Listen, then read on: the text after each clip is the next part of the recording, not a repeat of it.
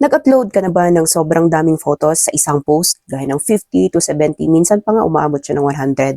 Tapos nagtataka ka kung bakit nga mababa ang reach at parang followers mo lang ang nakakakita. So kung yes, this video is for you.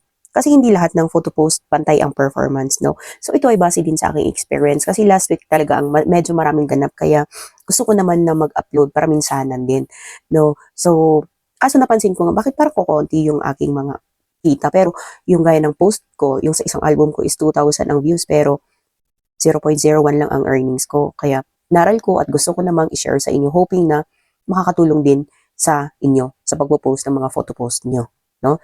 So, ayan. So, kung content creator ka o page owner na gustong tumaas ang reach, engagement at future monetization, so pakinggan mo to, panoorin mo to hanggang dulo. No, huwag mo lang uumpisahan, no? Tapusin mo din. So pag-usapan natin kung bakit hindi recommended ang sobrang daming photos sa isang post at ano ang mas tamang gawin, no? So yan. Yan po ang ating topic for today. So bakit hindi okay ang maraming photos sa isang post? Bakit nga ba? No? So una, overwhelming sa viewers, no? Sa totoo lang, tamad na mag-swipe ang karamihan. Pag nakita nila na parang walang katapusan ang photos or kadalasan nga dahil nga ang iba pa nga kadalasan unang 1 to 2 lang ang tinitignan tapos scroll na nila, hindi na nila titignan yung ibang mga pictures. So pangalawa, isang engagement lang yan. Kahit 75 photos pa, isang like, isang comment lang, hindi nadadagdagan ang signals na gusto ng algorithm, no? So pangatlo, repeat viewers lang ang naaabot. Kadalasan, followers mo lang ang nagbubukas ng mga ng sobrang daming album. So mahina siyang i-push sa new audience or yung mga non-followers mo. Ayan, so pang-apat, mahina sa monetization signal. Low watch time, low interaction. Kahit maganda ang photos, no? So ano ang mas tamang gawin? Ano nga ba ang magandang gawin? So ngayon, ito ang mas effective strategy.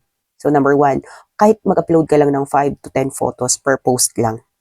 So ito ang sweet spot, hindi nakakapagod, mas maraming mag-swipe, titignan talaga nila yung mga photos mo. So yun ang una. So pangalawa, hatiin ang photos. Kung may 75 photos ka, gawin mo siyang series. Part 1 ngayon, part 2 bukas, or after 2 hours, ganun. Yung ano ba, yung consistent time na pag-upload mo. And then, bawat post, may chance na maabot ang bagong audience. Kasi nga, 10, ganun lang ang i-upload mo. Hindi sila mapapagod manunood.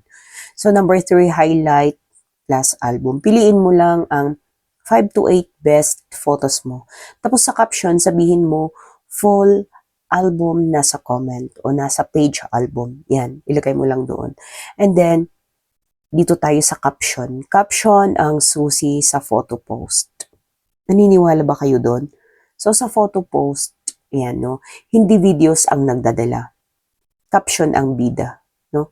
So iwasan ang caption na pang followers lang. No, tulad ng ano mga tulad niya sa mga followers ko, yung ganun. Or palitan mo ng pang first time viewers. Kung ngayon mo lang, ganito ang sasabihin mo, kung ngayon mo lang nakita to, ganun. So laging may tanong din sa dulo para at least may ayun, may sasagutan sila sa comment.